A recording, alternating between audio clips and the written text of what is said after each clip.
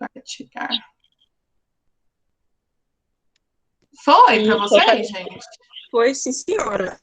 Agora tá aparecendo sua tela toda. Tá. Mas vocês me veem? Sim, senhora, do lado. Tá bom. Então tá. Então, bom dia, pessoal. Ai, Mirella, eu acho que tá dando eco no seu microfone. Oh, desculpa. Só um minutinho.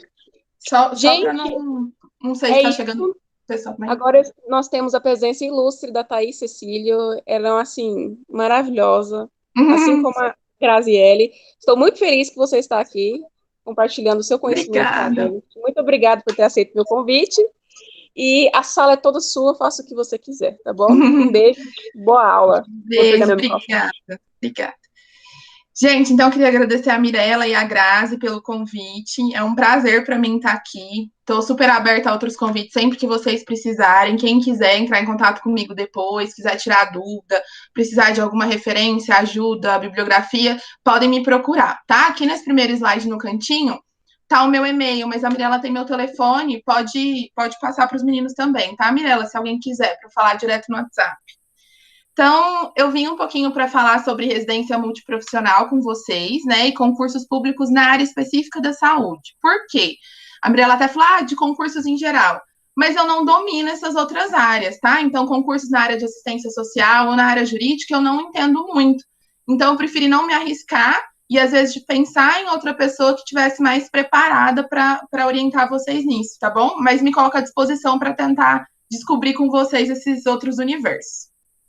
Bom, meu nome é Thaís, eu me formei em 2016, final de 2016 na PUC, aqui em Goiás, né, aqui em Goiânia. Logo em seguida, eu sempre fui da área hospitalar, sempre gostei de psicologia da saúde hospitalar. Então, fiz meu estágio final, lá na PUC a gente tem um estágio de 1 ano final, eu fiz no Araújo Jorge, fiz junto com a Grazi, lá na pediatria, a gente ficou lá 1 ano. E aí, terminando o estágio, eu me formei, e aí eu fui fazer pós-graduação, então fui fazer meu curso de especialização em psicologia hospitalar lá no Albert Einstein, em São Paulo, tá? Não sei se vocês conhecem. Fiquei lá 1 ano fazendo o meu curso, a especialização deles lá é de 1 ano. Terminei, voltei, e aí então eu entrei para a residência multiprofissional em 2018, tá bom? E aí terminei agora em março desse ano, sou recém-formada na residência. E aí entrei agora no mercado de trabalho. Hoje eu sou psicóloga clínica e psicóloga da saúde. Eu atendo home care, pacientes que estão em internação domiciliar, tá? Por uma empresa que chama Ludovida. E mais para frente eu vou contando um pouquinho aí da minha trajetória também. Qualquer dúvida que vocês tiverem, vocês podem me perguntar, tá? Pode me interromper, eu até prefiro, porque senão mais lá para frente a gente perde. Eu não lembro muito o que eu já disse, o que eu não disse, aí eu me perco, tá? Então eu vou começar pela residência. A residência multiprofissional, né, ela surgiu em 2005 com a Lei 11.129, tá bom? Foi quando surgiu a Comissão Nacional de Residência Multiprofissional, tá? Em saúde. Ela veio originada, né, ela veio como uma replicação da residência médica, que eu acho que todo mundo já conhece. A residência médica é muito antiga no Brasil, né? Eu brinco, ela até acho que é anterior ao SUS, mas ela é bastante antiga. Então, o nosso modelo de residência veio de lá. O que vocês vão ver mais para frente que gera um problema, porque o nosso perfil multi é diferente do perfil médico, né? Mas vamos por aí. O residente médico, ele se torna especialista naquela área que ele seguiu. Então, ele vai ser especialista em ortopedia, em ginecologia, né, em pediatria, e nós também, tá bom? E aí, então, a gente sai com um título de pós-graduação lato sensu. Eu não sei se vocês já tiveram contato com a diferença de lato sensu e stricto sensu. Stricto sensu seria os mestrados, doutorados, e lato sensu as especializações, pós-graduação e especialização, tá? Toda pós-graduação, antes de eu passar para a próxima, ela tem que ser vinculada a uma universidade, tá bom? Então, toda especialização, o título é emitido por uma universidade, isso é importante, mas na frente a gente vai entender o porquê. Hoje, no Brasil, a gente tem residência multiprofissional nessas categorias. Então, em biomedicina, em ciências biológicas, né, biologia, educação física, enfermagem, farmácia, físio, serviço social, fono, medicina veterinária, nutri, odonto, nós da psico e terapia ocupacional. Tá? E em Goiás, como é que funciona? Então, aqui em Goiás, a gente tem 2 residências, tá bom? A gente tem dois serviços de residência. Quais são eles? Um é originado pela Secretaria de Estado da Saúde, tá bom? Que a gente chama de SESGO, tá? É o programa que eu fiz, particularmente, né? Então, quem promove a residência é a própria Secretaria Estadual de Saúde, tá bom? E um outro programa é desenvolvido no HC, na UFG, né? No Hospital das Clínicas. Qual que é a diferença? Como a Secretaria de Estado de Saúde não tinha uma universidade vinculada, apesar de vocês serem da UEG, né? Ela não abarca todos os cursos que, por exemplo, psicologia é nova, né? Então, acho que vocês têm serviço social na UEG? Não, senhora. Então, acho que é por isso que eu acho que a Secretaria de Saúde não é vinculada ao EG e sim à Uni Evangélica. Por quê? Como a gente, para ter um título de pós-graduação, a gente tem que estar vinculado a uma instituição de ensino superior, ela precisa ter aquela profissão, né? Ela precisa oferecer aquele curso. Então, como a UEG não tinha até então, eles se vincularam à Uni Evangélica. Então, por exemplo, o meu certificado hoje, eu sou especialista pela Uni Evangélica, tá? Quem entra pelo Hospital das Clínicas é vinculado ao UFG. Então, ele se torna especialista pela UFG. Por que eu estou dizendo isso? Porque lá na prática, no dia a dia, isso não tem muita diferença. Mas a gente sabe o peso de uma instituição pública de uma instituição privada, né? Isso cabe para cada um. Eu nunca vi alguém, alguma colega minha, deixar de entrar num emprego, alguma coisa, por ter formado na UFG ou na Uni Evangélica. Isso eu nunca vi. Mas eu acho que é mais alguma coisa pessoal ou a nível de sair do Estado, né? De quem vai tentar fora depois, né? O mercado de trabalho, talvez isso possa ter uma diferença. Mas como a gente também é vinculado à Secretaria de Saúde de Estado, querendo ou não, então isso também tem um peso, tá? É só uma observação para ficar mais claro. Se vocês tiverem dúvida em relação a isso, vocês me avisem. Em Goiás, como é que está a nossa situação atual? A gente tem essas residências nessas áreas, então é enfermagem, farmácia, físio, fono, nutri, serviço social, nós da psico, biomedicina, terapia ocupacional, odonto e medicina veterinária. Então a gente não tem ainda, por exemplo, em educação física, tá?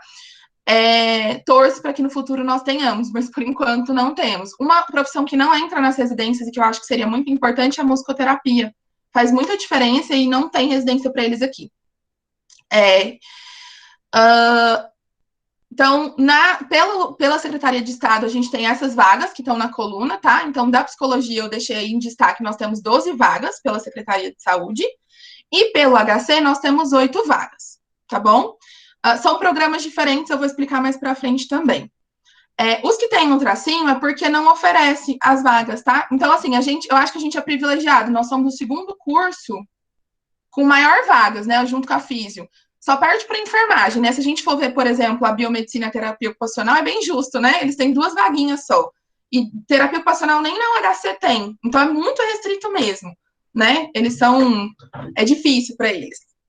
Mas vamos lá. O que é a residência multiprofissional? Ela é uma integração de ensino, serviço e comunidade, né? Então, a gente vai ter o aprendizado, mas a gente também vai ter a prática, a gente vai ter que oferecer um serviço sempre em relação à comunidade. Então, ela ocorre em parceria dos programas com os gestores, com os trabalhadores e usuários do SUS. O que eu estou querendo dizer? Então, nós vamos trabalhar numa instituição que tem uma gestão prévia a gente, que tem trabalhadores que são prévios a gente, eles não estão ali por nós, residentes, né? Isso é o ambiente de trabalho deles, e aos usuários que estão ali em tratamento, não para a gente aprender, né? Eles estão num tratamento de saúde, e a gente está ali, nós é que estamos para aprender, tá? Isso é importante a gente lembrar disso. Então, a gente é uma parceria, tá bom? Ela favorece a inserção qualificada de profissionais da saúde no mercado de trabalho, preferencialmente recém-formados. Então, aqui em Goiás, por exemplo, vocês vão ver que quando vocês fazem um processo seletivo, uma das etapas é a avaliação de currículo. Quando você coloca lá o ano que você se formou, se você tiver até 2 anos de formado, você já ganha, por ter até 2 anos de formado, 15 pontos. Então, eles gostam, eles querem que tenha esse público recém-formado dentro da residência. Não quer dizer que uma pessoa que se formar 6, 7 anos não possa fazer, mas é porque eles preferem esse profissional cru, que vai chegar para aprender do SUS do zero, tá? Então, advém de universidades, né? E aí entra cru, né? Que é o que a gente fala. E as residências são sempre em áreas prioritárias para o SUS. Então, o que acontece? Vocês já aprenderam sobre SUS, Lei 8080? Ainda não, eles não entraram na parte da legislação do SUS ainda. A gente parou nos modelos essenciais. E vai começar o SUS. Como tem Vai começar. Ótimo. Então, tá bom. Então, vou dar um exemplo. O SUS, das diretrizes deles serem descentralizados e regionalização, né? Então, assim, o que acontece? A gente vai avaliar em Goiás. O que é importante em Goiás? Por exemplo, a gente tem surto de malária em Goiás? A gente não tem. Então, eu não vou criar, eu não posso, não é que eu não vou criar, eu não vou despender tanto verba financeira, nem de recursos humanos, para uma doença que em Goiás não tem surto. Mas se a gente for para Amazonas, tem, né? Então lá o governo vai ter que gastar com isso. Então a gente vai ver que existem programas de residência diferentes, tá? Aqui em Goiás, por exemplo, a gente não vai ter algumas áreas, mas em outros estados, outras cidades, vai ter aquelas áreas que não tem aqui, tá bom? Então sempre vai priorizar aquela demanda local, tá bom? Do território, tá? Por isso, para vocês entenderem por que algumas áreas têm e outras não. Vou dar um exemplo. Aqui em Goiás, a gente não tem área de oncologia. Então, não dá para um psicólogo fazer uma residência em oncologia em Goiás, tá? Você precisa sair. É uma coisa até que a gente se questiona, porque a gente tem um centro de referência em oncologia, que é o Araújo Jorge, né? Pelo SUS. Mas ainda não tem, tá? Lá tinha residência multiprofissional, uniprofissional, desculpa, em enfermagem, mas a última notícia que eu tive é que acabou. Eles tiraram, tá bom? Mas não tem. Thaís, e fora do estado, onde tem especialização em oncologia? Em outros estados? São Paulo, eu tenho certeza que tem. Eu cheguei a prestar na época. Rio, eu sei que tem. Eu não sei se Brasília tem. Eu acho que Brasília não tem. Mais próximo da gente. Minas, eu acho que também não tem. Eu confesso que os outros estados, tipo Tocantins, mais para o norte, nordeste, eu não olhei, porque como na época não era a minha preferência, assim, de ir para mais longe, assim, eu não sei te dizer. Mas se vocês jogarem no Google rapidinho lá, residência multiprofissional em oncologia, aparece todas para vocês. E é legal porque em São Paulo, por exemplo, tem oncologia pediátrica. Eles vão mais específico ainda. Então, quem gosta dessa área, pode jogar no Google o que vocês acham, tá bom? Quer ver um lugar excelente para fazer residência e que tem o Hospital do Câncer de Barretos. É sensacional. Lá é referência. Na época eu tentei na Unifesp por lá. Então, fica a dica, dá uma olhada. É o Hospital de Amor, que eles chamam. A residência multiprofissional, então, ela é uma prática multiprofissional, né? E interdisciplinar num determinado campo do conhecimento. Campo do conhecimento são essas áreas que eu estou falando para vocês, mais específicas, que vocês vão ver quais que a gente tem aqui em Goiás, tá? Se ela é multiprofissional, ela tem que ter, no mínimo, 3 profissões atuando junto. Então, vocês nunca vão ver um hospital com apenas uma profissão ou 2 profissões, tá? Mentira, vão ver sim. Mas não residência multiprofissional. Vocês vão ver residência uniprofissional, que é o caso da odonto, da medicina veterinária e algumas especialidades da enfermagem, tá bom? Gente, essa é a participação especial da minha cachorrinha. Daqui a pouco ela acalma. Então vocês vão ver. A odonto, a enfermagem e a medicina veterinária, apesar de eles entrarem como residência multiprofissional, eles são uniprofissionais, tá bom? Porque eles são muito específicos. Por exemplo, não existe odonto... Como é que eu vou explicar? pegar uma... Não existe odontologia pediátrica hospitalar, tá? Então, não tem como eles terem essa especialidade. Dentro da odontologia, as especialidades que existem limitam um pouco essa extensão que eles têm, tá? Normalmente, odontologia pediátrica abarca consultório também. Aí não entra só na residência. Por isso que, para eles, às vezes, é melhor fazer uma pós do que a residência em si.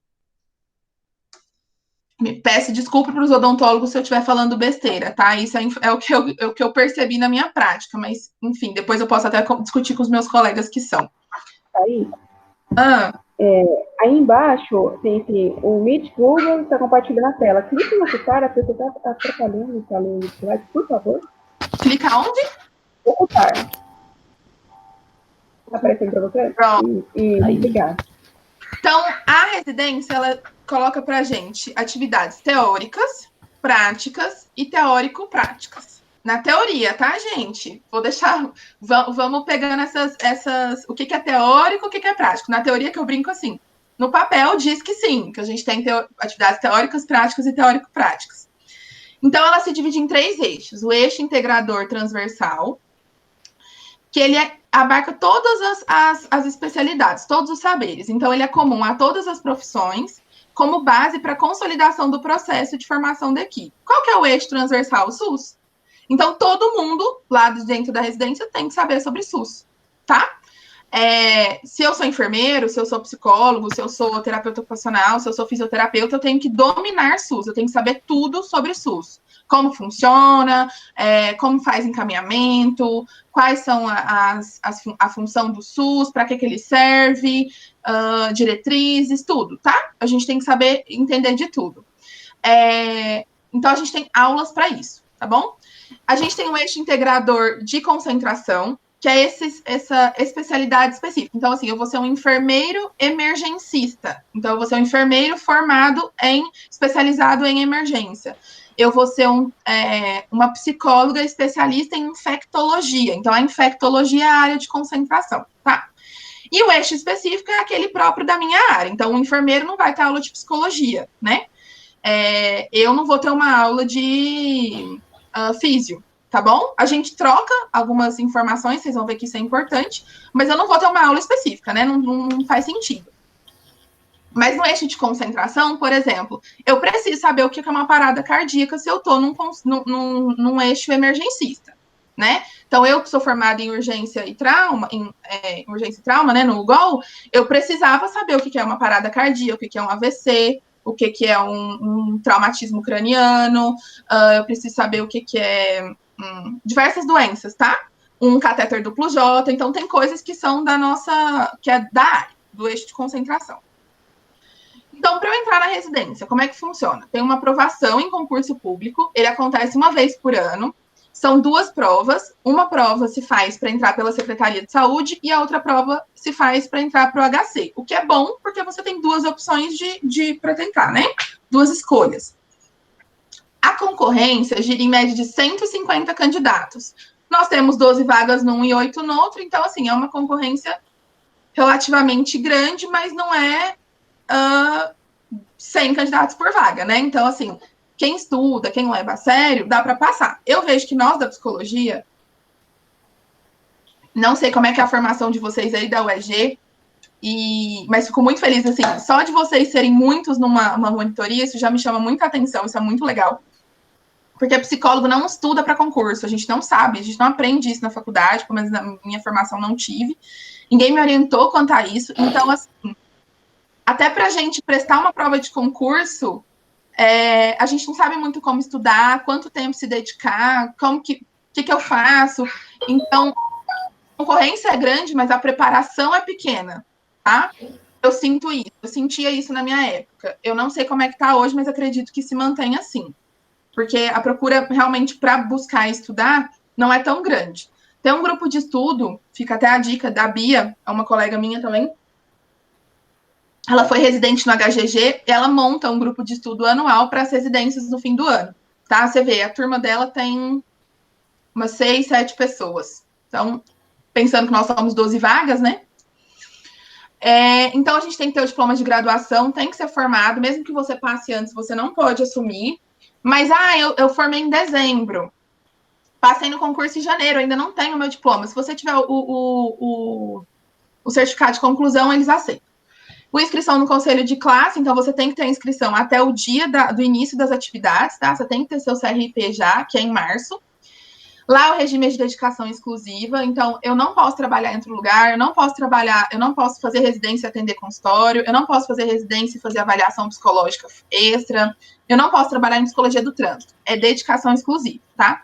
Até porque a carga horária total é de 5.760 horas. Convido vocês a olharem qual é a carga horária do curso de vocês em 5 anos.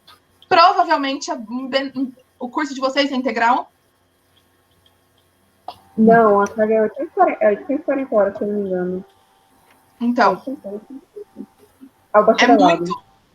Quanto? O bacharelado é 840, se eu não me engano, 870, não assim. Então, você vê, em 2 anos, a gente vai fazer muito mais do que vocês vão fazer em 5 anos. Então, vocês imaginam o que é isso de carga horária? É uma carga horária equivalente a 60 horas semanais, tá? O que é isso? 12 horas por dia, todos os dias. Tá? Isso é muito, gente. Você bate o ponto às 7 da manhã e sai de lá às 7 horas da noite. Tá bom? Você tem 1 hora de almoço e é isso.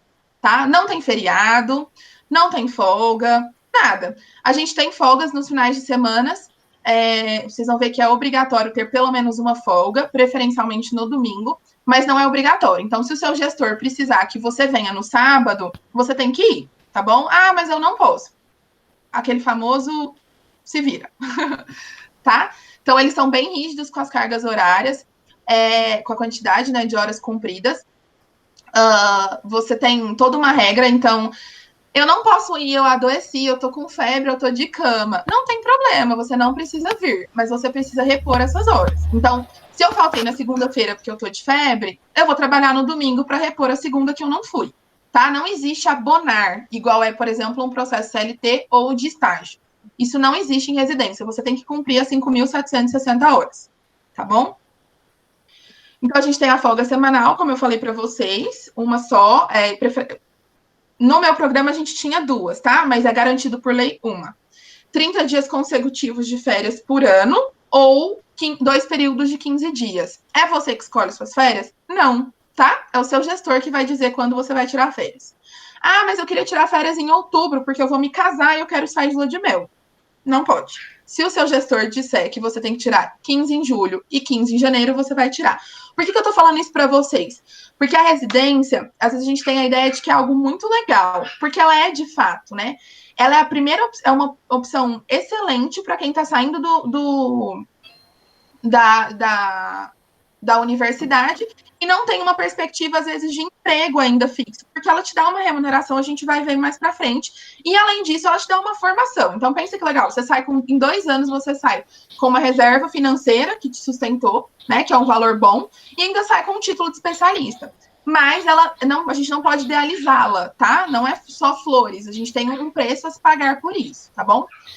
80% das nossas horas são em atividades práticas. Isso equivaleria a 4 dias na semana, são só de práticas. Então, você vai passar 12 horas todos os dias, durante 4 dias, só atendendo, tá bom?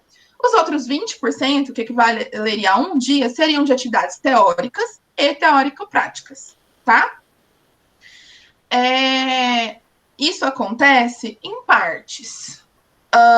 Às vezes, sim, alguns programas são mais rígidos com a presença das atividades teóricas, outros por dificuldades mesmo, não é por maldade. Gente, lembrem que não é por maldade, tá? Ninguém vai fazer isso porque quer ver você se desgastar. Não. É porque, às vezes, por falta de infraestrutura, por falta de recurso tecnológico, acaba que você não consegue cumprir essas atividades teóricas com excelência ou até nem cumprir, tá? Então, a gente tem uma supervisão.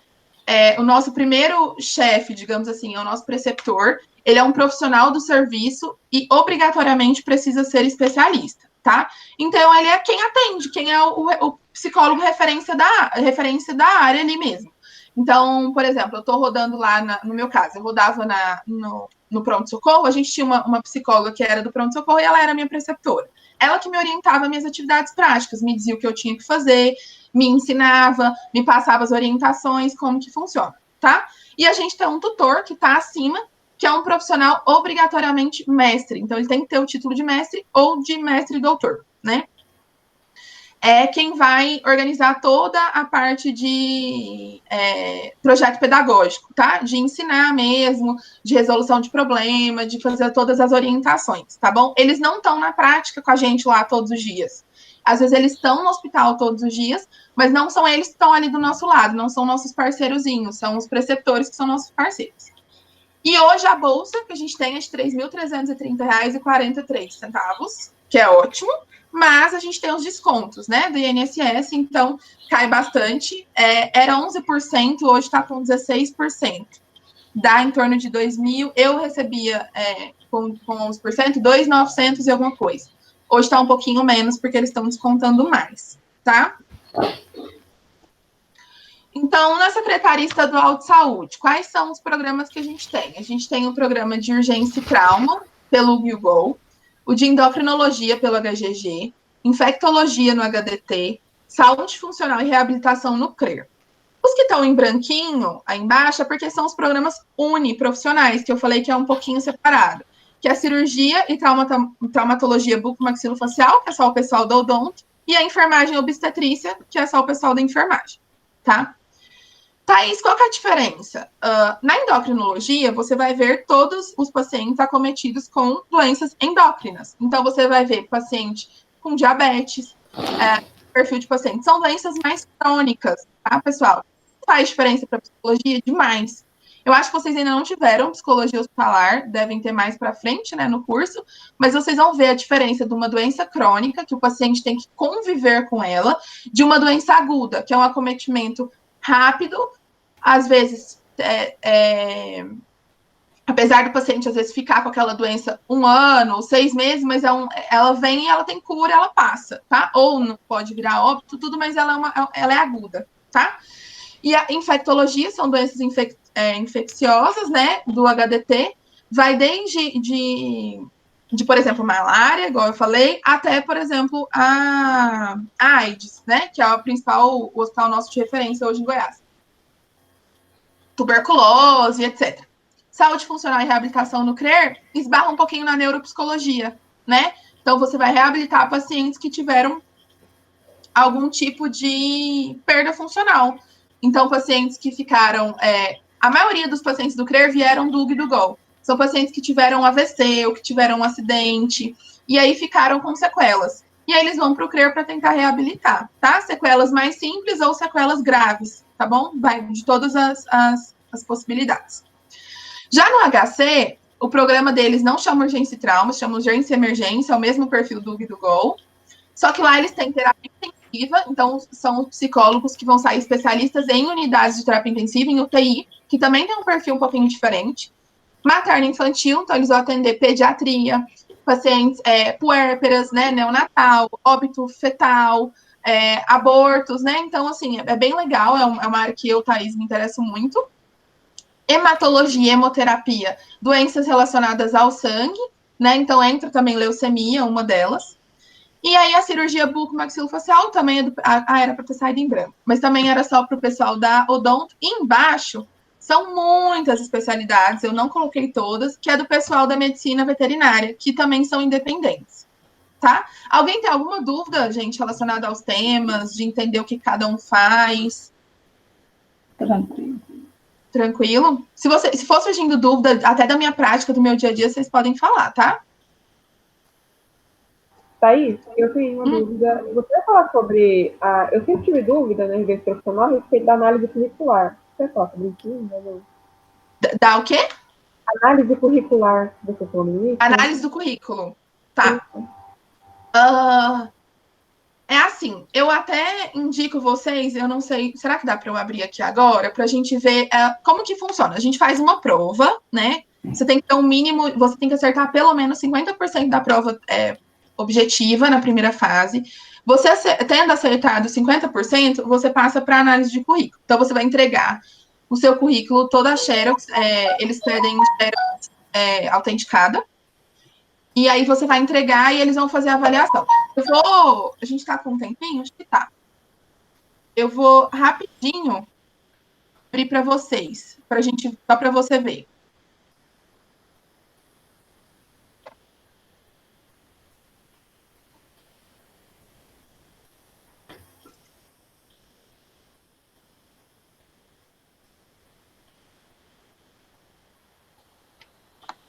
Essa é a página, gente, do nosso processo seletivo da Secretaria Estadual de Saúde, tá?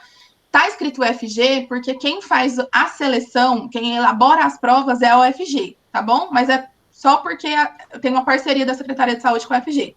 Já teve anos que não foi, e há boatos que vai mudar para a banca da CESP, que é da UNB, tá?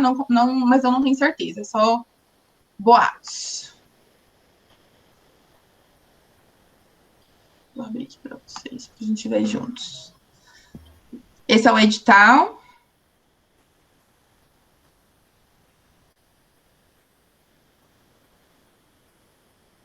Aqui. Ó, tá vendo que o certificado, a primeira pontuação, certificado ou diploma, vale 15 pontos, só de você ter até 2 anos de formado?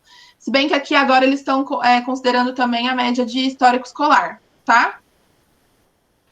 Monitoria, 1 ponto para cada monitoria que você tiver feito por semestre. 5 pontos para bolsa, 2,5 pontos, desculpa, para bolsa de estudo em pesquisa. Então, 5 pontos, você pode ter até 2. Então, se você tiver PIBIC, PIVIC, PET, que é difícil, a gente sabe que é difícil, mas tem essa pontuação. Trabalhos apresentados em eventos científicos. São várias pontuações, eu aconselho vocês a olharem, não vou ler todas.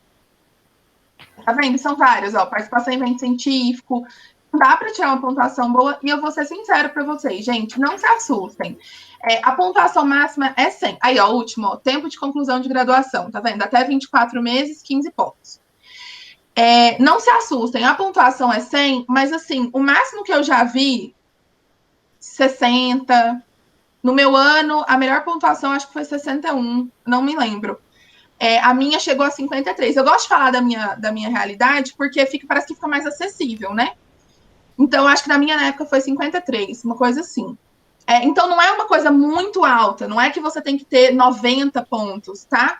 E a pontuação da prova teórica vale muito mais do que a prova de títulos. Então, eu costumo dizer assim, durante a faculdade, olha já o edital, se você tem interesse de fazer residência, olha o edital e já vai vendo o que pontua mais para vocês irem se dedicando ao longo da faculdade. Mas a prova objetiva vale muito. Então, às vezes, você se dedicar muito à teoria, porque quanto maior a sua nota, mesmo que a pontuação seja maior do outro no currículo, você passa na frente. Então, uma das minhas melhores amigas mesmo passou em primeiro lugar. Ela atingiu um ponto na nota objetiva muito alto. O meu currículo era melhor que o dela, eu fiquei em 6º lugar, ela ficou em primeiro. Tá? Então, tem uma diferença, tá bom? Era essa a dúvida ou eu posso esclarecer alguma outra coisa? Não, era essa mesmo, obrigada. Era essa? Eu estava me perguntando o que era análise curricular. Entendi. Tá. Então, qual que é as coisas... Eu pus até uma fotinha da menina aí, né, meio cansada.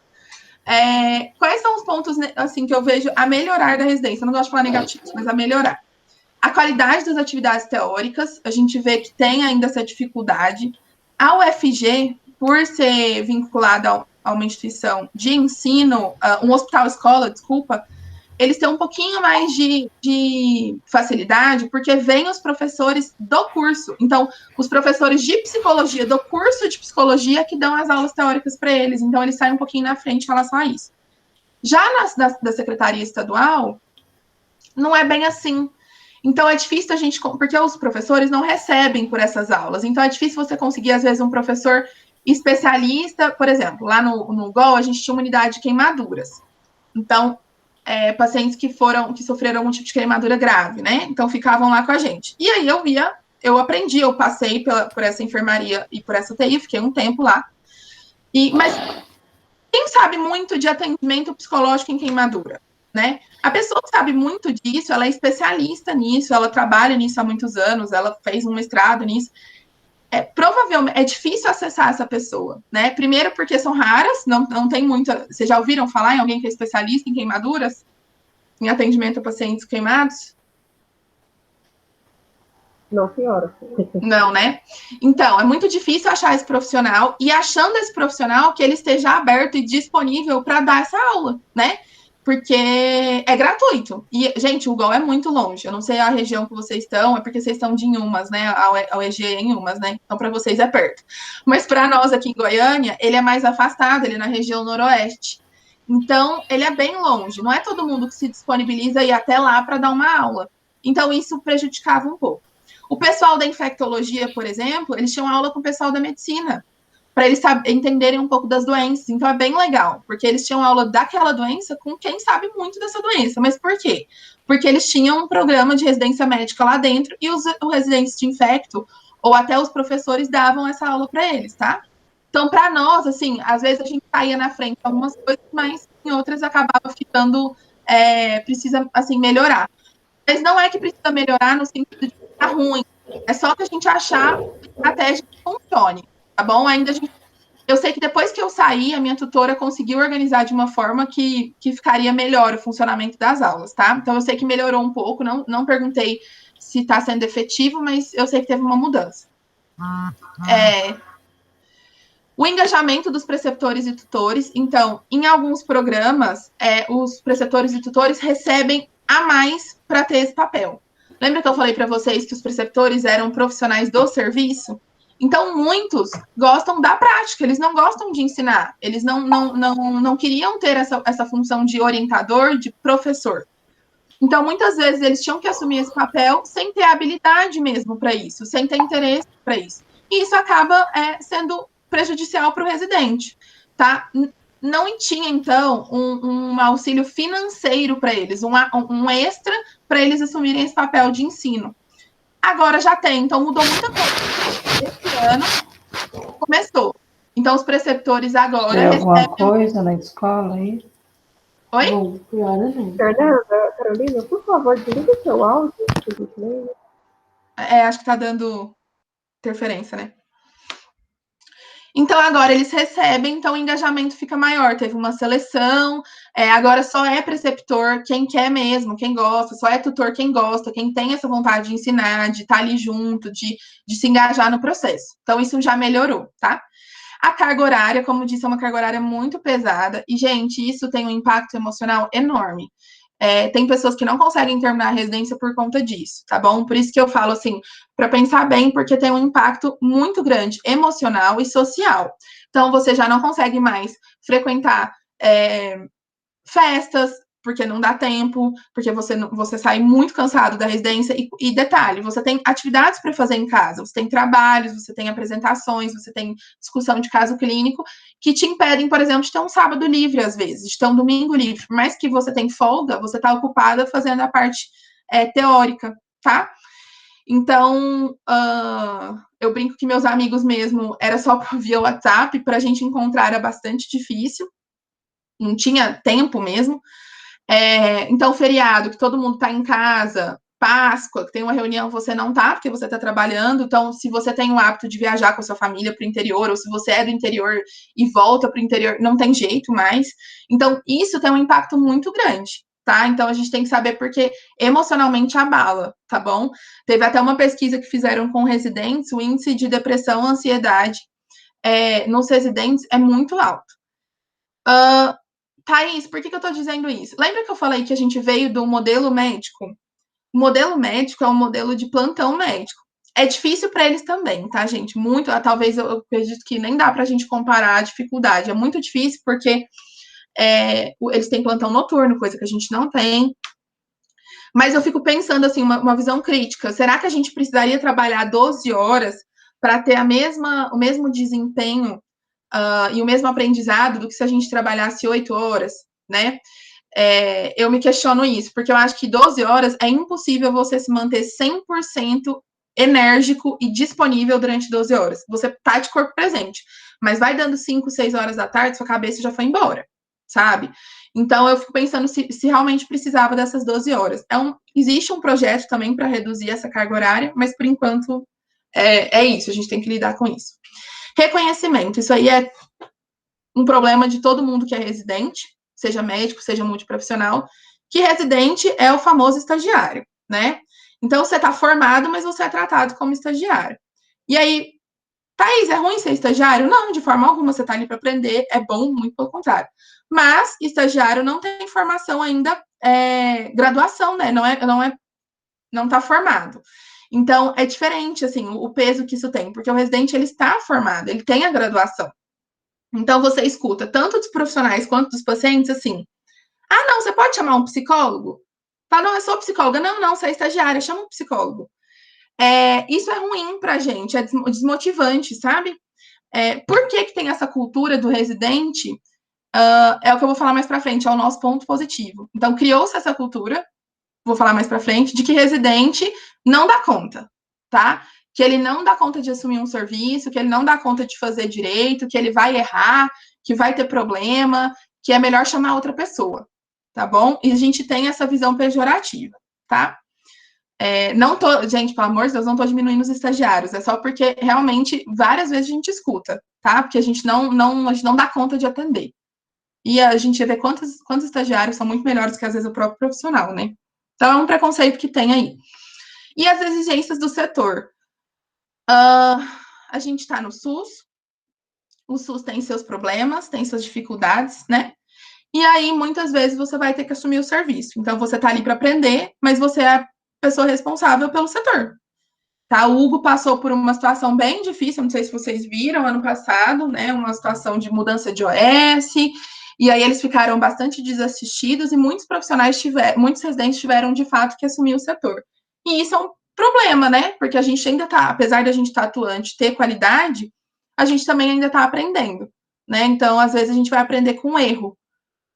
Então, é um pouco difícil. Às vezes a gente não sabe mesmo. Então, por exemplo, imagina eu, recém-formada, cair de paraquedas numa enfermaria de pacientes queimados com queimaduras graves, de 3º grau. O que eu faço, né? Se eu não tenho uma pessoa da área que já sabe, que vai me instruir o que ler, o que estudar, vai me dar, né, os caminhos para eu seguir lá, eu vou aprender muito no erro, né? E isso é muito ruim. Qual que é a parte boa da residência? Gente, essa é a minha turma de residentes. Qual que é a parte boa? Trabalho em equipe. Se a gente acha que a gente sabe trabalhar em equipe, a gente não sabe até entrar numa residência, tá? É muito legal trabalhar em equipe. Tem suas dificuldades, tem seus prazeres, mas é uma coisa totalmente diferente. Você aprende de fato o que é inter. Você cria relações, vínculos tão afetivos, tão fortalecidos com a equipe, que a discussão do caso fica muito mais legal e muito mais profunda. Entra-se num nível de discussão muito maior.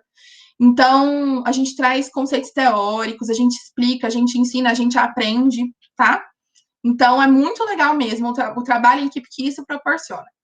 Te permite falhas. A gente brinca que em saúde não tem erros, tá? A gente não erra em saúde, a gente falha. Todas as falhas, a gente tem que identificar onde teve falha. Teve falha no processo, foi falha humana, foi falha de recurso material, tá? Tô dizendo que permite falhas em que sentido? Ai, Thaís, então tá liberado você fazer um monte de besteira com seus pacientes? Não é isso. Você sempre, até porque a gente tá sobre os preceitos da bioética, né? Então, não maleficência e beneficência. Então, a gente sempre tem que, como profissionais, a gente visa isso.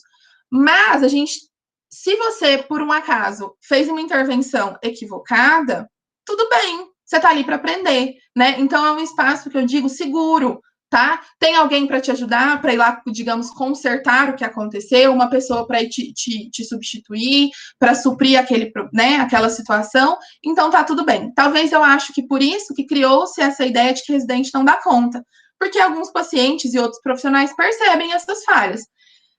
Eu, graças a Deus, assim, nos 2 anos, não vivenciei eu mesma, não tive falhas muito horríveis, assim, né? Quer dizer, minhas falhas foram até insignificantes, muitas vezes os pacientes, assim, a maioria nem percebiam, e nem vi falhas de colegas meus graves também, que colocavam, por exemplo, os enfermeiros, que colocassem em risco a vida de um paciente. Então, também eu tô falando de falhas pequenas, tá, gente? Não é falhas, assim, que chegou a levar o paciente a um estado grave, não, tá? A gente tem uma sensação de pertencimento muito grande, então a instituição vira uma casa para a gente de fato, vira uma residência, então você se sente totalmente pertencido àquilo, aquilo é a sua vida, e é muito gostoso porque você se sente em casa. Então você sabe, você domina todos os setores do hospital. Às vezes o seu chefe só sabe daquele setor, mas você já passou por todos, então você sabe tudo, você entende toda a dinâmica, todos os processos, toda a estrutura do hospital você domina. Então é uma sensação de pertencimento muito grande. Observação. A gente tem uma possibilidade de observar a evolução do paciente que é maravilhosa. Por quê? Se você fez uma intervenção de manhã, à tarde, você consegue ver o resultado dessa intervenção, porque você está lá. O seu chefe foi embora, o plantão dele acabou, mas você que fica 12 horas, está lá, você está vendo. Então, é muito legal também para o nosso conhecimento. E a questão do conhecimento técnico e científico, a gente aprende demais. E aprende muito de outras áreas.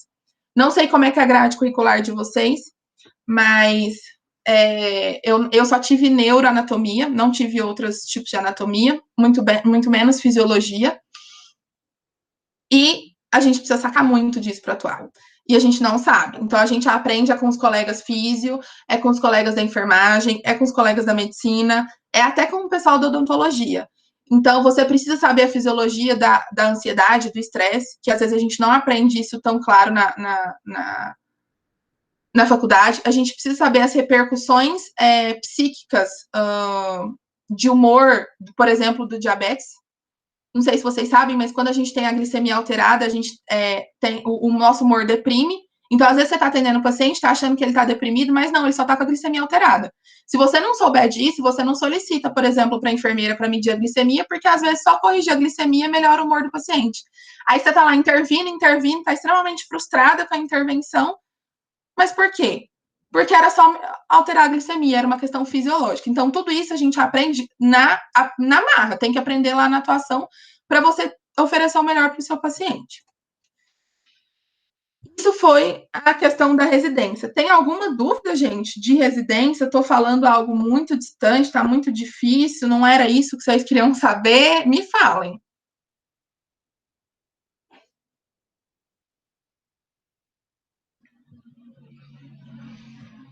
Tem alguém aí? Bom, já que ninguém está falando, bom, Thaís, era isso mesmo que eu estava pensando. Quem me sugeriu esse tema foi a Larissa. A Larissa está presente. Larissa, eu gostaria de escutar a sua opinião. Quando eu idealizei essas entrevistas, eu queria realmente, era isso mesmo, que vocês vissem a vivência do profissional, não para florear, mas sim para saber a realidade, quais são, até que ponto é bom, até que ponto, quais são as mazelas. Então, para mim, tá maravilhoso. Ai, que bom. Que bom. Mais alguém, gente? Quer opinar? Tá muito difícil? Eu tô falando muito rápido? Eu gosto de feedback porque daí eu tenho noção se eu tô indo para um lado muito nada a ver ou para um lado que tá fazendo sentido. E se vocês quiserem perguntar, pode perguntar também. Da realidade, às vezes, de alguma coisa específica da atuação. Deixa eu te fazer uma pergunta. Você tá vendo o chat ou não? Não consigo ver. Não vejo ninguém. É que o pessoal tá... Não, o pessoal xinga no chat. Eles estão elogiando você. E falando que a palestra está ótima, que é um conhecimento novo, que realmente é conhecimento novo. Até hoje, nenhum professor chegou a dar uma palestra sobre isso. E por isso que é difícil de opinar. É a Melina Prado, tudo comigo, maravilhosa. Tô lendo aqui, por isso que sai da tela, gente. Vou abrir. Imagina. Thaís. É uma pergunta, assim, só uma curiosa mesmo. Por exemplo, se eu entrar na residência, e eu não gostar, tem alguma possibilidade de sair, abandonar? Claro, você pode sair. Você pede para sair, não tem problema, tá? Quanto tempo você falar, não, vou ficar 1 mês, 2 meses, assim, fiquei 1 mês, 2 meses, não gostei, não, aí sai. Fiquei 1 ano, não gostei, sai. Gente, eu vou falar da minha realidade. Várias vezes eu quis sair. Várias vezes. Porque é maravilhoso. É perfeito, assim, a experiência é ótima, mas é muito exaustivo. E eu gosto de frisar isso, porque quando eu entrei sem saber dessa exaustão. Porque ninguém tinha falado de residência comigo antes. Então, eu falo para as pessoas, assim, não se assustarem quando elas se exaurirem. Porque isso chega, essa exaustão chega. E aí, o que eu acho que é mais impactante é o susto que a gente leva. Tipo, nossa, eu tô muito cansada. meu Deus, eu acho que eu não vou dar conta, e aí você começa a achar que é você que não dá conta, e aí entra uma questão de autoestima, é bem interessante de conversar com os residentes, porque a gente vê que, tanto que isso mexe com a pessoa. Então, eu gosto de falar que é cansativo, para as pessoas não irem com essa visão idealizada. Só que, assim, o que você aprende numa residência, eu não sei se você aprenderia em outro lugar, entendeu? Por conta dessa questão prática. Mas ao momento que você quiser desistir, eu conheci pessoas que desistiram. Teve uma psicóloga do CRER que desistiu da minha turma. Acho que ela chegou a ficar 2 meses. Teve um físio, acho que também desistiu. Mas eu tive uma colega, por exemplo, que estava na segunda residência. Então, eu acho que isso vai de cada um, sabe? Mas pode desistir sim, nada te obriga a ficar, não. Tá? Mais alguma dúvida de residência? A gente passa por todas as áreas ou é através da prova que é escolhido, ou é designado? Como funciona? Tá, hoje o processo seletivo, ele é uma... Vou voltar. Ele é uma... Ai, me fugiu o nome agora. Ai, gente, me fugiu o nome, mas vou explicar para vocês o que é. Você presta a prova e você passa numa colocação. Você não... Na UFG, na SES, tá? Na Secretaria Estadual de Saúde. Depois eu explico da UFG. Na Secretaria Estadual de Saúde, você presta a prova e você sai numa colocação. Então, passa em 5º, 6º, 1º, 12º. Você não sabe qual hospital que é. No dia da matrícula, você vai lá e aí eles oferecem, por exemplo, o GOL tem 3 vagas, o Hugo também, o HDT tem 2, o HGG tem 2 para psico, né? Aí ele chama o primeiro colocado lá, por exemplo. Thaís Cecílio, você passou em primeiro. Qual que você quer ir? Ah, não, eu quero ir pro Hugo. Ah, então o Hugo já não tem menos uma vaga. Então vai por ordem. Então o último colocado, 12º, ele vai ficar com a vaga que sobrou. Tá? Então, o último não escolhe. O primeiro escolhe entre qualquer um e assim sucessivamente, tá? Por isso que a gente também é uma coisa de você querer passar numa boa colocação, porque daí você consegue escolher qual hospital você vai. Então, qual área, né? Se você vai para emergência, se você vai para infectologia, se você vai para endócrino, tá bom? Isso é na Secretaria Estadual de Saúde. Na UFG, você já presta a prova para a área que você quer fazer. Então, eu já presto a prova para materno-infantil, ou eu já presto a prova para emergência, e aí você passa ou não, tá? São só 2 vagas. O que ajuda, entre aspas? Diminui um pouco a quantidade de candidatos por vaga, porque daqueles 150 que eu te falei, às vezes 70, que é a maioria, 100, prestam materno-infantil, que é uma área que atrai muito. E aí a materno-infantil fica muito cheia, mas a hematologia, que não é uma área de tanto interesse, pelo menos parece não ter, o pessoal não busca tanto, tem menos candidatos, e aí você tem mais chance. Então, na UFG, o interessante aí vai, de você ou ir atrás muito de uma área que você quer, ou tentar ir para assim, não, eu quero entrar. E aí eu vou tentar ver quais tiveram menos candidatos por vaga para tentar por ela, sabe? Então, são um pouquinho diferente as duas formas de ingressar, de escolha, né? Mas as duas são por prova objetiva e depois análise do currículo. Esclareci? Sim, obrigada. Nada. Bom, aí, mais alguma coisa, gente, da residência? Não? Então tá. Concursos públicos. Aí eu finalizo. Bom, a residência, como eu disse, ela é só 2 anos, então terminou, você sai com o título de especialista, né? Ela tem um prazo para acabar. Os concursos públicos. Atualmente, na área da saúde, a gente está enfrentando várias mudanças. O que está acontecendo? O governo tem feito cada vez menos concursos. Tem gente que acha isso positivo, tem gente que acha isso negativo, não vou entrar nesse mérito, porque é uma discussão muito grande, tem muitas críticas, né, a favor e críticas positivas e negativas sobre isso, e podemos marcar um dia no futuro sobre, mas não vou entrar nesse mérito. Então, o que acontece? O governo federal, ele criou a EBC, não sei se vocês já ouviram falar, ela é um órgão, uma empresa pública que administra todos os hospitais universitários federais, tá? Então, os HCs de todos os lugares do país, né? Tem, eu acho que 8 hospitais só que não entraram. Uma coisa assim. Tem que até que atualizar, ver se teve hospitais que não entraram, que entraram agora. Mas que não tinham, que não estavam, mas que entraram agora. Ela é uma lei, a EBC, ela surgiu em 2011 pela Lei 2.550. Então, ela é uma empresa pública de direito privado vinculada ao Ministério da Educação. Antigamente, cada universidade geria seu próprio hospital, o que dava uma diferença na qualidade, né, de cada hospital, dependendo do estado que você estava, da universidade que você estava, da verba que a universidade recebia, e não tinha uma gestão parecida. Então, assim, ia do que a universidade acreditava. Com essa empresa, com a criação dessa empresa, agora a gente tem todo mundo tem mais ou menos os mesmos valores, a mesma missão, a mesma visão. A gente consegue começar agora a tentar criar um perfil para esses hospitais universitários, tá bom? De qualidade, de atendimento e tudo mais. Tanto de ensino, quanto de pesquisa, quanto de prestação de serviço mesmo para a população. Ela é 100% dependente da União, então ela não é uma empresa privada, ela depende totalmente do repasse financeiro feito pelo governo federal, né? E ela presta serviço de assistência à saúde de forma integral e exclusivamente inserido no âmbito do SUS, tá bom? Então, ela é uma empresa que tem autonomia, né? Ela é pública, mas ela tem autonomia, ela é vinculada ao Ministério da Educação para poder gerir os hospitais, tá? A Thaís, ela faz concursos? Faz, só que o concurso dela não é aquele concurso que você entra e nunca mais sai, tá? Ela permite exoneração, digamos assim, né? Então, você tem um período ali de avaliação. A maioria dos cargos, sim, mas a gente sabe que é muito difícil você ser exonerado do cargo, né? Na EBC, então, é como se fosse um concurso, mas que você tem plano de carreira lá dentro, que você pode subir e tudo mais, e enfim. É muito legal, é gostoso. Eu conheci pessoas que trabalharam na EBC e eles fazem concursos frequentemente, tá? Esse ano mesmo a gente teve 2. A gente teve um nacional, que você prestava o concurso, tinha as vagas, né, em cada hospital, você escolhia, e teve um específico para o Hospital de Berlândia, tá? Bem legal. O salário de psicólogo é bom, é 5 mil e pouquinho, então vale a pena fazer. Ele é bastante concorrido,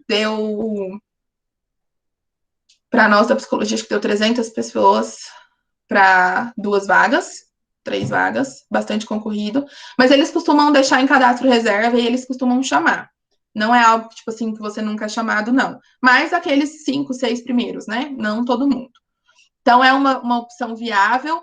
A gente tem que lembrar que é um hospital-escola, então quando você entra, você vai trabalhar com ensino e vai trabalhar com pesquisa, então não é só para atuação, então você vai ser preceptor, por exemplo, você vai desenvolver pesquisas, tá?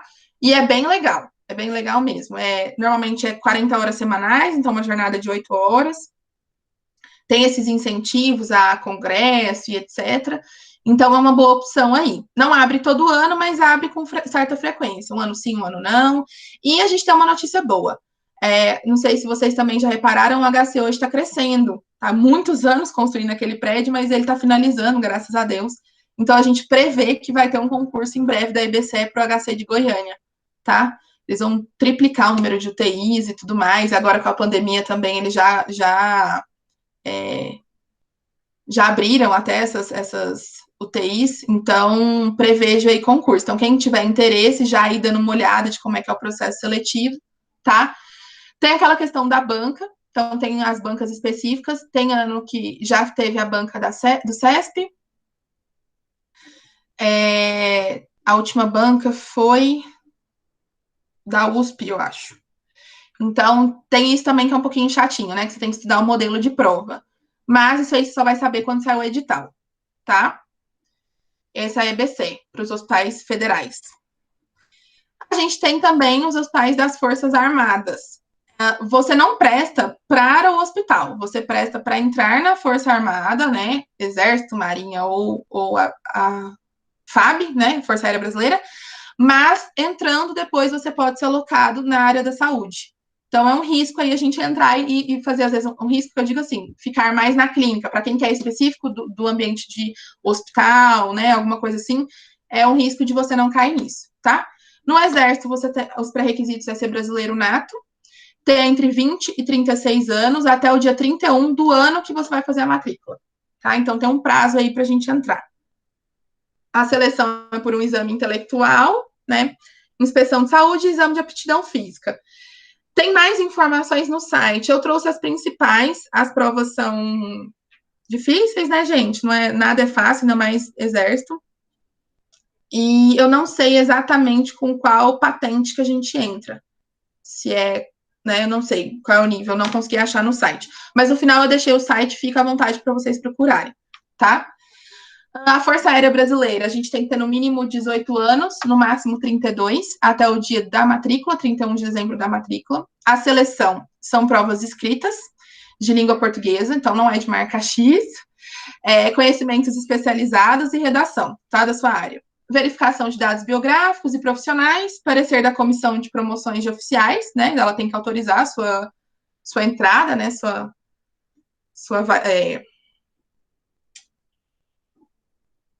nota, digamos assim, né, avaliar, assinar que ela te aceita, e para candidatos militares da aeronáutica mesmo. E inspeção de saúde, exame de aptidão psicológica, então são os nossos testes psicológicos que a gente faz, teste de avaliação de condicionamento físico, validação documental. Você entra, passa por um estágio probatório durante 1 ano e depois você assume o posto de primeiro-tenente, tá bom? Na Marinha, a gente tem 2 opções de ingressar. A gente pode entrar como quadro técnico, então a gente entra direto como profissional da Marinha, no posto de primeiro-tenente. Esse é aquele que a gente entrou, não sai, sabe assim? Entrou, não sai, que eu digo assim, a não ser que você peça, tá? É difícil você ser exonerado. Menos de 36 anos, no 1º de janeiro do ano do curso de formação. Então, você entra com posto de primeiro-tenente, pode chegar a capitão de mar e capitão de guerra. Então, você vai aumentando aí lá dentro. A seleção é por prova de conhecimento profissional e redação, inspeção de saúde, teste de aptidão física, normalmente é por corrida e natação, verificação de dados biográficos, e prova de títulos. Eu não trouxe, gente, mas só para vocês terem uma ideia, o salário inicial é de R$11 mil. Então, fica aí a sugestão para quem tiver interesse, já olhar aí no site da Marinha como funciona, é muito concorrido, não abre todo ano, quando abre, às vezes não abre psicologia, mas é uma excelente opção, e vocês que estão no início do curso, quem quiser essa área de concurso, já corre atrás, porque vocês vão fazendo a formação desde agora, assim, já ir direcionando a carreira para isso, sabe? É muito melhor do que você parar e, em 1 ano, tentar correr atrás de aptidão física, de saúde, de aprender tudo que vai cair na prova, porque é uma prova, de fato, muito difícil, né? Para um salário desse, para um título, né, na Marinha, de primeiro-tenente, a gente sabe o quanto isso é significativo. Ou você pode entrar como serviço voluntário dos oficiais. Esse processo seletivo teve agora, no início do ano. Você tem que ter menos de 45 anos, até o dia 31 do ano de formação, 31 de dezembro, desculpa. Pode ser renovado anualmente, podendo chegar a 8 anos. Depois dos 8 anos, você não pode mais continuar, tá? Então, muitos fazem isso, o salário é um pouco menor, 5 mil e pouco. A seleção é por prova de português e formação militar naval. Verificação de dados biográficos, inspeção de saúde, prova de título e verificação documental. É um pouco mais fácil de entrar. Mas, assim, fácil levando em consideração que nós estamos falando de Forças Armadas, tá? Então, não é fácil assim, não. Teve um agora, foi bastante concorrido, teve para psicologia também. E aí, esse você vai renovando, você vai pedindo autorização para ficar mais 1 ano, eles te dão, mais 1 ano, te dão até 8 anos. No 8º ano, você não pode mais continuar. Aí você sai, e aí você pode tentar prestar para o quadro técnico, ou você saiu das Forças Armadas, não pode entrar de novo como voluntário, tá? Além disso, quais são os outros concursos públicos? A gente tem os concursos públicos do Estado e das prefeituras. O que está acontecendo? O Estado está tendo agora as filiações às OS. Não sei se vocês conhecem isso, as organizações sociais, se vocês já ouviram falar, vou falar um pouquinho delas também. Então, os concursos públicos da área da saúde estão cada vez menores, tá bom? As bancas são diversas, vai depender do concurso. A seleção são por prova de conhecimento de administração pública, da realidade ética, social, histórica, geográfica, cultural, política e econômica do estado daqui de Goiás, e se você for prestar em concursos fora do estado respectivo. e do Brasil e de saúde pública como um todo, tá? Pra vocês terem uma ideia, a última prova da Secretaria Estadual de Saúde de concurso público foi em 2010. Tem 10 anos. Eu não acredito que do Estado a gente tenha, de novo, concurso público. Eu acho que isso tende a ser cada vez mais escasso, se tiver. Tá? Então, não aconselho empolgar muito com essa opção, tá? Mas os editais atuais municipais, a gente tem a Secretaria Municipal de Saúde de Alto Paraíso de Goiás, que está aberto para psicólogos da saúde, tá bom? Normalmente, as prefeituras abrem muito, inclusive Goiânia abriu esse ano, vocês podem prestar, tá? Mesmo sem a graduação, porque vocês precisam apresentar o título de graduação quando forem assumir o cargo. Então, às vezes você presta agora, mas eles vão chamar só daqui 2, 3 anos, então compensa fazer, tá bom? Só que é para a área da assistência social, é CREAS e CRAS, não é saúde, tá bom? E aí tem essa de Alto Paraíso aberto também, quem quiser tentar, tá? O que são as OS, então? Por que eu falei que é difícil? Então, a OS é uma organização social, então ela recebe essa qualificação jurídica dada a uma pessoa jurídica de direito privado. Então, ela é sem fins lucrativos, né? Uma organização sem fins lucrativos. Por que eu coloquei em destaque? Porque isso é importante a gente saber, tá? Não é uma empresa privada que foi lá, que quer receber aí lucros do pessoal do SUS, né? Usando dos serviços do SUS. Não é, tá? Lembrando que envolve política, né? Se envolve política, a gente sabe que tem todas aquelas possibilidades, né? A gente não precisa entrar muito nisso, mas enfim, ela é sem fins lucrativos. Então, instituída por uma iniciativa de particulares, que recebe a delegação do poder público de ser uma OS, e tem um contrato de gestão. Então, ela não é eterna. Então, faz o contrato de gestão ali de 2, 3 anos, se ela continuar apresentando bons resultados, o governo renova, tá? Quais são as principais OS que a gente tem hoje? A Agir é a OS hoje que gera o GOL e o CRER.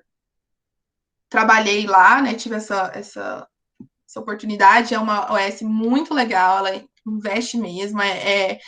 Sim, alguém já teve a oportunidade de conhecer o CRER ou o GOL?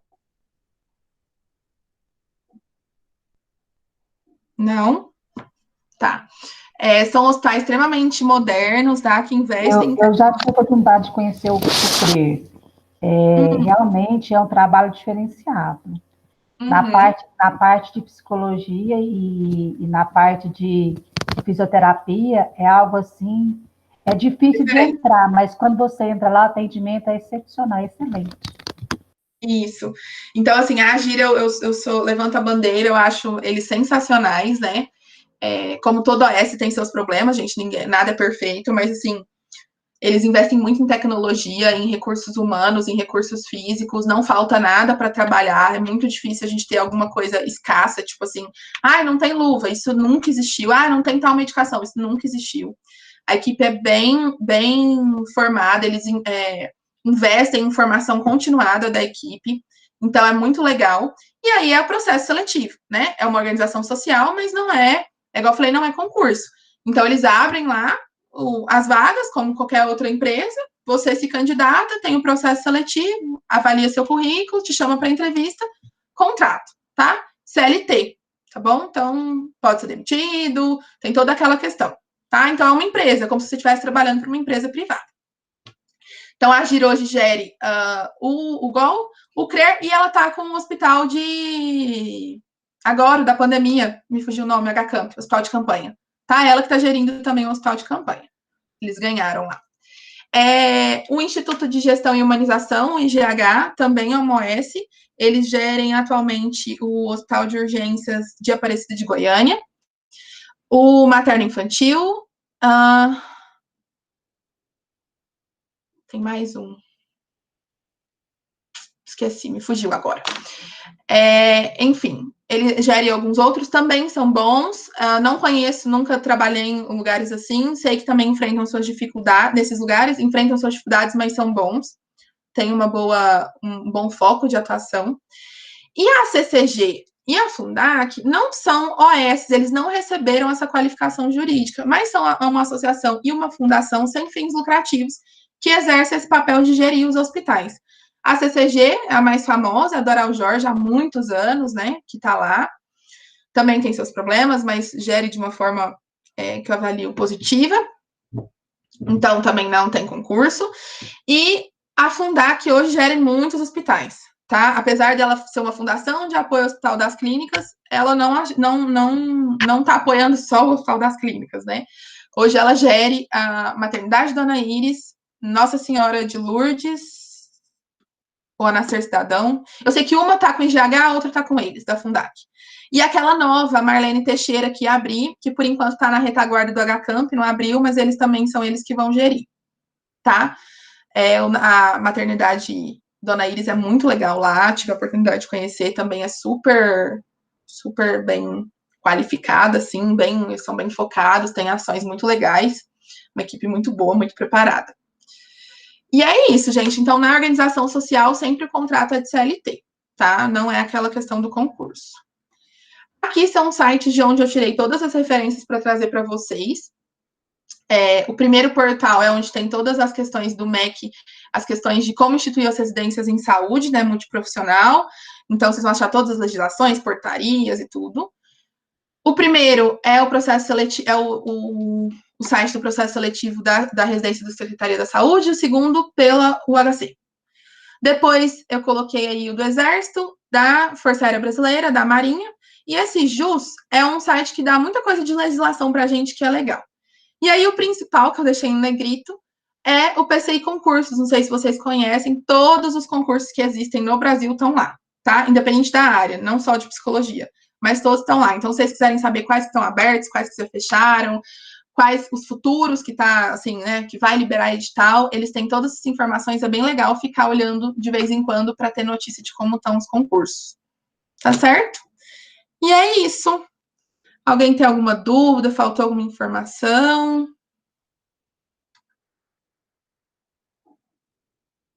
Acho que eu falei. Bom dia, Thaís.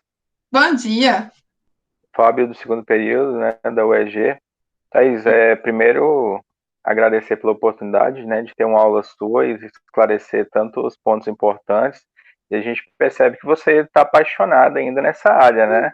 A gente percebe que você fala com bastante eloquência e paixão por essa área. Uma pergunta que eu... Parabéns, tá? Por manter assim. Uma pergunta que eu tenho, quando você faz residência, né, nos hospitais, você atende somente pacientes ou a área do pessoal que trabalha pede assistência também para vocês? Você atende também os profissionais dos hospitais ou somente os pacientes que frequentam os hospitais? Tá. Amanhã eu vou dar até, a Grazi me chamou, eu vou falar mais específico da prática, como que é a atuação do psicólogo na urgência e emergência, né? Não, você não atende, tá? É regra, não. Vou dar um exemplo. Agora que nós estamos na pandemia, minhas colegas que eram minhas R1, que a gente fala que são as residentes do primeiro ano, elas estão atendendo, porque os profissionais estão extremamente ansiosos, com muito medo, porque o risco de contaminação é alto, como o GOL é referência em atendimento de emergência, então eles recebem muito pacientes críticos que, né, por conta do Covid, com agravamento do Covid. Então, os profissionais estão mais ansiosos. Então, agora, fizeram esse projeto de ter o atendimento psicológico na instituição para eles. Mas é uma contenção, é algo do momento. Eu não tive essa experiência. Então, não, a gente só atende os familiares e os pacientes. Não quer dizer que não precisa, né? Mas, assim, formalmente, assim, tal hora a Thaís vai atender, vai estar lá livre para atender, ou vai agendar. Não, não tem. Eu costumo dizer que nós, psicólogos, talvez a gente, aí eu vou falar mais amanhã, talvez a gente seja a profissão que mais desgasta. Mentira, não posso falar isso, olha que absurdo, denegrir as outras profissões. Não, mas assim, a gente... Lá no hospital, quando você é psicólogo, você não tem aquela hora assim, agora eu fui psicóloga, agora eu sou Thaís. Então, assim, se um físio faz uma piadinha de qualquer coisa, é legal, é engraçado. Se você faz uma piadinha, isso tem um peso, entendeu?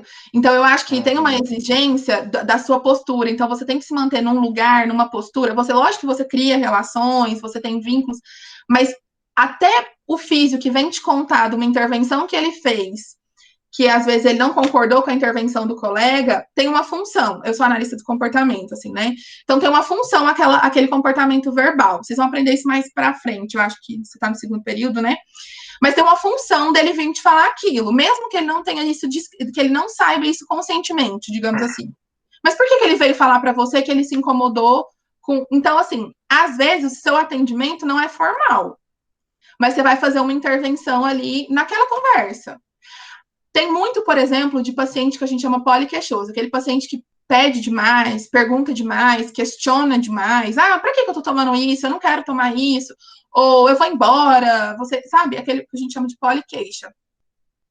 E aí os profissionais com muita raiva, né? Tipo, poxa, eu tô aqui trabalhando e desgastando, e a pessoa não para de me chamar, duvida do que eu faço, não concorda com o que eu faço. E aí eles vêm questionar isso no posto de enfermagem, trazem isso pra gente. Então, assim, eu tenho que ter uma escuta diferente. Porque eu posso, de fato, confirmar, nossa, realmente, aquele paciente é chato, ele chama a gente toda hora ele quer uma visita extra. Ou eu posso tentar entender o que isso está mexendo com esse profissional. Por que esse paciente questionar a conduta dele toca nele, incomoda ele, né?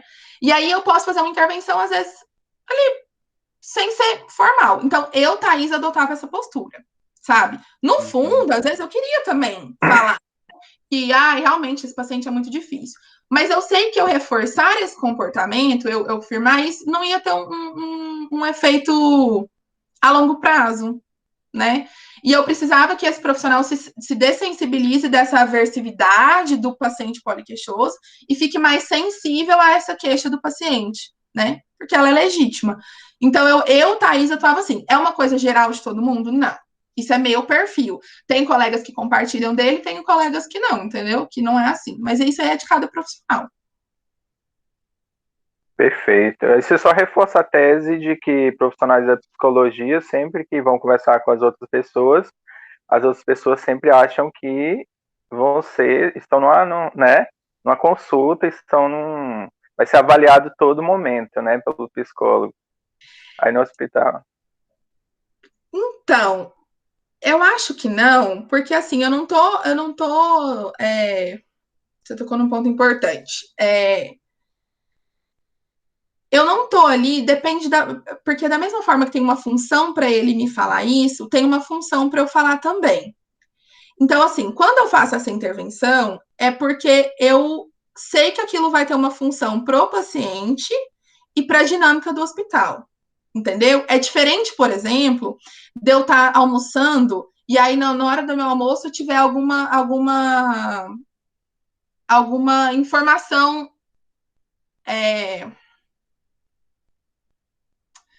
Como é que eu digo? Vou dar um exemplo que já aconteceu. Ok. Eu já tive amigas, por exemplo, assim, amigas, tá? Relacionamento íntimo, que me trouxeram na hora do almoço assim, nossa, eu não consigo superar o óbito daquele paciente, eu não aceito que ele faleceu. Isso é uma demanda dela. E aí eu falo, nossa, amiga, é difícil perder, eu valido, e é isso, eu não vou ficar tentando entender o porquê que, entendeu? Tipo assim, a não ser que ela me peça, amiga, me ajuda a entender o porquê que isso mexeu tanto comigo, porque senão eu ia fazer uma terapia. Nossa, mas por quê? Você achou que você tinha obrigação de salvar, digamos assim, uma intervenção nesse sentido, né? Qual que é o significado que você atribui para o seu trabalho? Aí eu ia entrar num atendimento terapêutico. Então, não é o caso. Agora, por exemplo, se eu vejo que é um paciente poliqueixoso, que a equipe não gosta, que a equipe se incomoda, e aí a equipe acaba tratando com hostilidade, ou não dá por exemplo,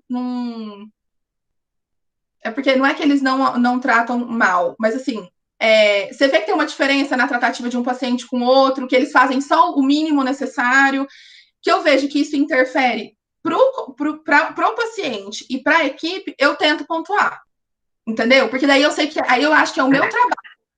Não é em função, não é terapeutizando o profissional, mas é tentando melhorar a dinâmica, de fazer ele entender o porquê que aquele paciente queixoso se queixa, a função desse comportamento, se a gente vai reforçar essa queixa ou não, e por que isso toca tanto ele ao ponto dele entrar nesse ciclo do paciente, entendeu?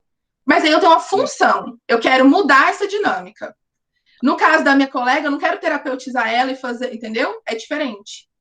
Mas aí sim, mas eu estou falando o contrário. Às vezes as pessoas chegam próximo do psicólogo já querendo, né, que o psicólogo faça essa análise deles, entendeu? É nesse quesito que eu falei, não do psicólogo agir sobre qualquer conversa. Entendi. Talvez, por exemplo, eu brinco, até quando minhas amigas vêm desabafar, eu falo assim, você quer ouvir a opinião da amiga ou você quer ouvir a opinião da psicóloga? Porque opinião de psicóloga não, né? Ou você quer a minha orientação como psicóloga, mas porque tem diferença, né? Eu entendo, realmente. Mas eu acho engraçado, na minha vivência, foram poucas as vezes que me procuraram com essa intenção de faz uma sessão aqui para mim, que eu tô precisando, sabe? Ou que eu fiz uma intervenção e a pessoa, você tá me analisando. Não, sabe assim, eu tive pouca experiência. Eles têm muita... isso é legal também, que eu vou falar amanhã. Eles têm muita a sensação de que a gente resolve problema. Então, assim, quem que é o profissional que é responsável por resolver problemas no hospital? O psicólogo.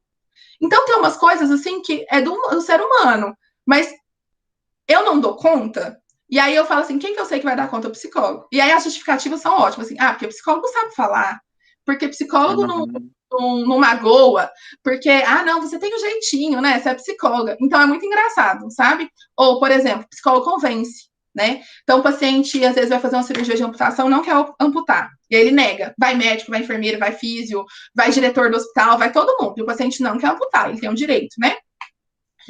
E aí, chama psicólogo aí. Psicólogo convence o paciente, né? Óbvio, na cabeça deles, entendeu? Então, às vezes, as demandas são mais essas. De que a gente dá conta de tudo. A gente sabe de tudo. A gente tem um saber superior, né? E é engraçado que, ao mesmo tempo, isso mescla com, tipo assim, você é só psicóloga também, né? Quando, às vezes, a gente vai dar um feedback, nesse caso, por exemplo, que da amputação, que eu vou falar para o meu profissional, olha, tem todo um critério da gente avaliar psicologicamente o porquê da negativa da amputação, né? Então, isso é uma outra aula, né, da gente avaliar isso. Mas vamos supor que eu consigo entender que, do ponto de vista psicológico, tá tudo certo, é uma escolha, somos, né, livres. Ele fez essa escolha baseada saudável, baseada de fato em estratégias e pontos de vista saudáveis que fazem sentido, que não são adoecedores, que não são limitantes. Foi uma decisão. E aí eu exponho isso para a equipe, então você é um mau psicólogo. Entendeu? Eles não entendem muito o nosso papel. É um pouco difícil, porque eles têm essa visão de convencimento mesmo. E a minha função não é convencer, né? Então, às vezes, eu, como psicóloga, saio super feliz da minha intervenção, falando, nossa, fiz uma super intervenção do ponto de vista de fazer análise funcional e tudo mais, saio super feliz, mas para minha audiência, digamos assim, para minha equipe, não, porque meu papel não era esse, meu papel era convencer. Então, é um pouco difícil, sabe? Tem essa linha tênue entre o que eles esperam e o que eles cobram, assim. Bom, Thaís, eu não sei se vai ser disponibilizado para nós, né? Depois a gente vai ver com a Mirella. Se amanhã a gente vai ter acesso à sua aula. Se nós tivermos acesso à sua aula, eu já gostaria de deixar uma pergunta, né? Porque aí, no caso, você vai falar isso amanhã.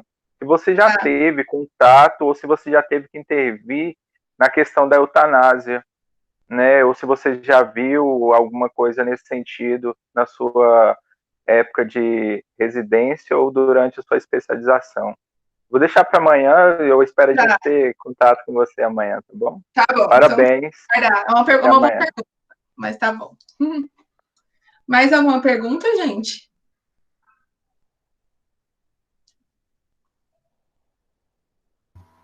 Thaís, já agradecendo.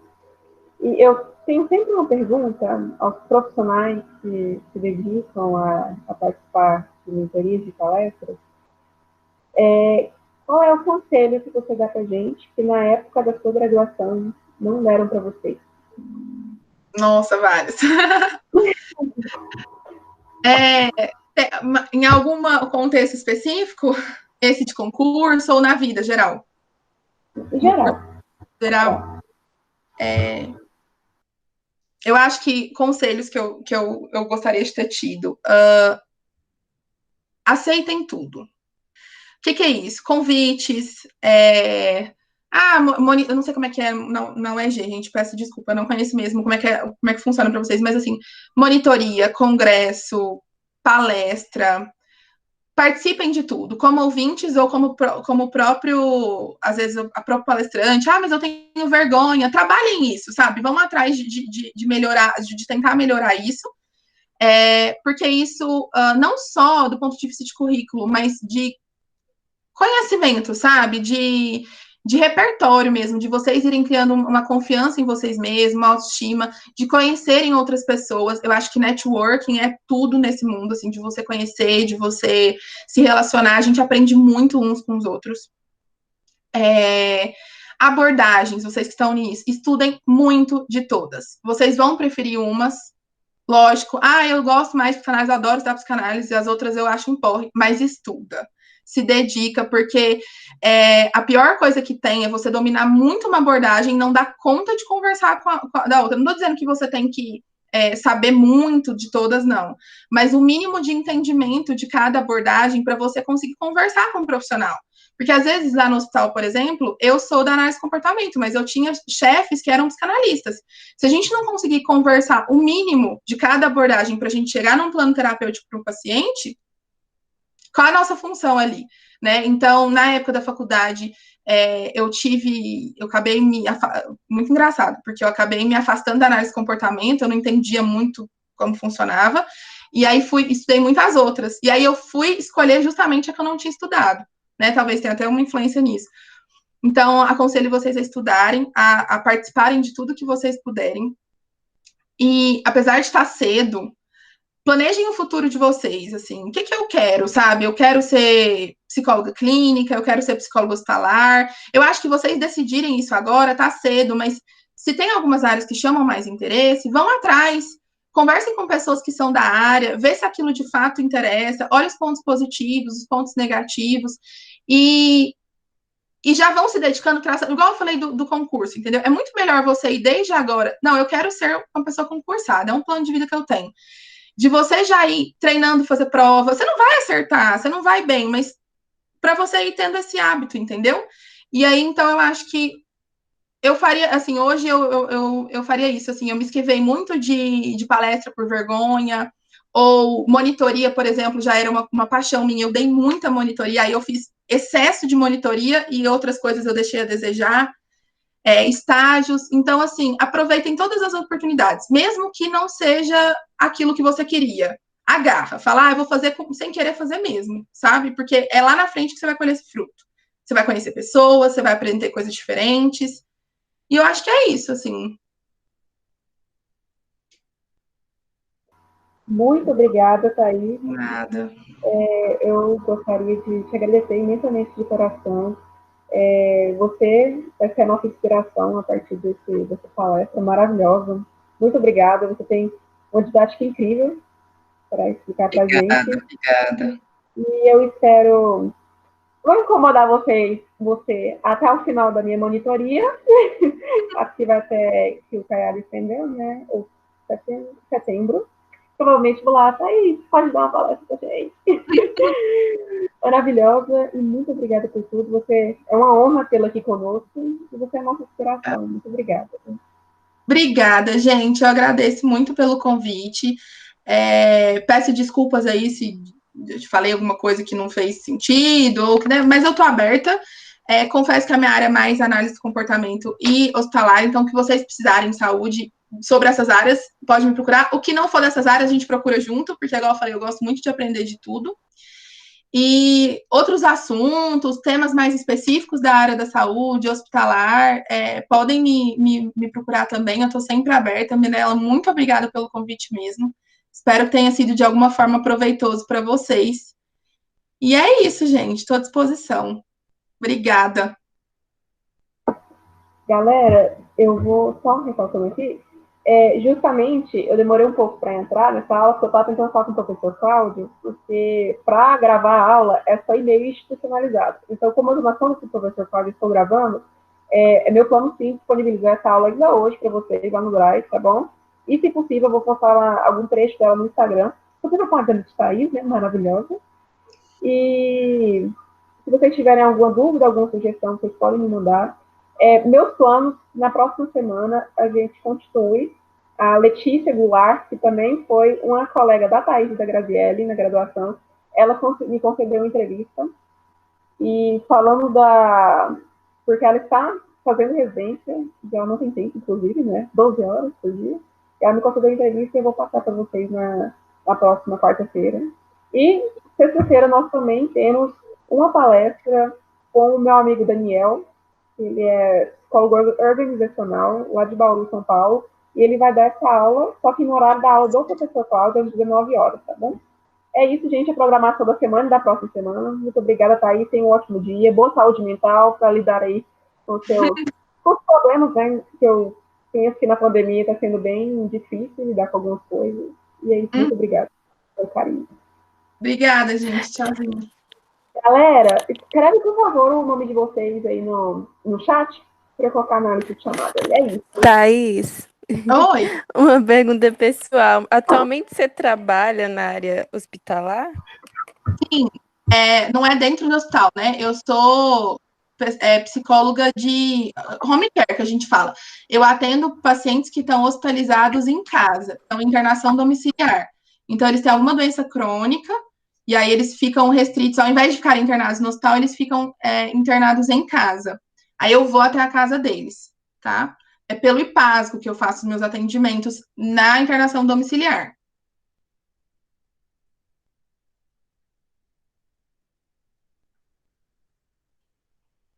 Acho que respondeu. Então pelo IPAS você só atende esse serviço?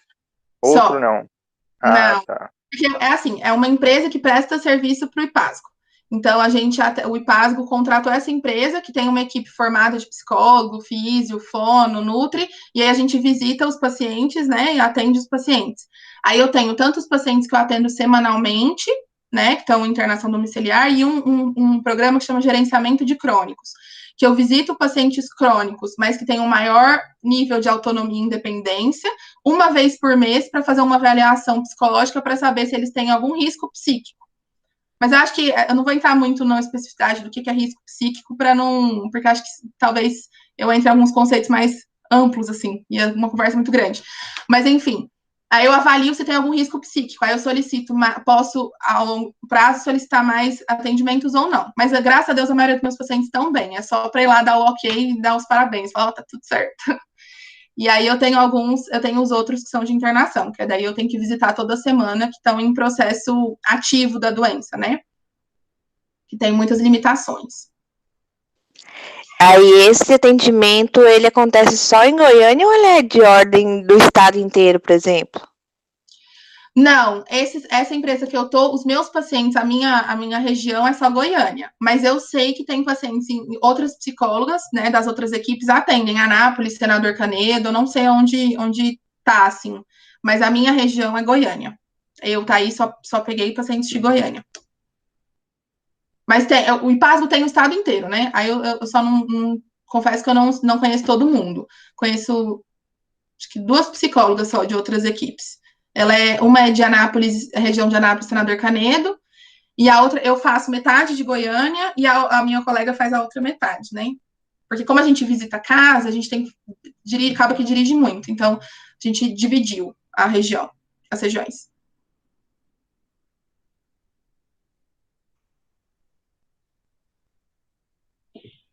Acho que respondi. Sim, obrigada. De nada. E clínica, né, gente? Clínica ganha nosso coração. Eu brinco que eu era do hospitalar, sou do hospitalar, e o hospital é muito pontual, né? A gente pega o paciente numa situação muito específica de adoecimento. E aí eu sentia falta de acompanhar ele a longo prazo, de ver as adaptações no ambiente natural, né? O ambiente dele, casa, família e tudo mais. Então, hoje eu também sou psicóloga clínica, não mais só hospitalar. Eu divido as minhas duas paixões. Então, que é bem legal também. Quem tiver interesse em área clínica, acho que a maioria dos professores de vocês deve ter às vezes, essa atuação em conjunto com a academia, né? Mas fiquem à vontade, assim, para perguntarem de outras áreas também, tá? E é isso, gente. Mais alguma dúvida?